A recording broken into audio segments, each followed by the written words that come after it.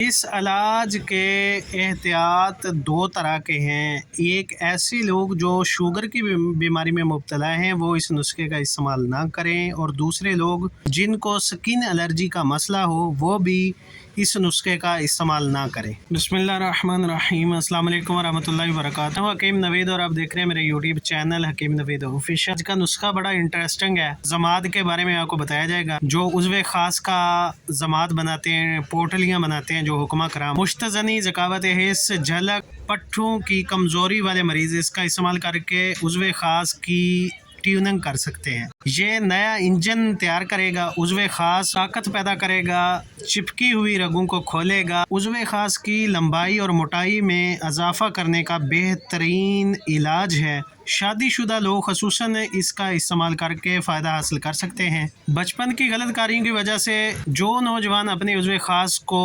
برباد کر چکے ہیں، ڈیمیج کر چکے ہیں، وہ اس نسخے کا ضروری استعمال کریں۔ چیزیں بڑی آسان ہیں، بنانے کا طریقہ بڑا آسان۔ دونوں چیزیں سونڈ لینی ہے آپ نے 50 گرام، اس کو باریک پاؤڈر کر لیں۔ پاؤڈر کرنے کے بعد 10-10 گرام کی پوٹلی بنائیں۔ ریشمی کپڑا لے کر اس کا ٹکڑا نکالیں، اس میں 10 گرام سونڈ کا پاؤڈر پیک کرنے کے بعد پوٹلی بنائیں، اوپر سے دھاگا وغیرہ باندھ کر، اور 50 گرام لینا ہے آپ نے روغن تیل، کسی بھی کمپنی کا یا کھلا نکلا ہوا تیل، روغن تیل آپ لے کر اچھی طرح گرم کریں۔ پوٹلی کو تیل کے اندر رکھیں، پھر اس کو نکالیں اور عضو خاص کو اریکشن کی حالت میں دائیں بائیں اور اوپر کی طرف ٹکور کریں۔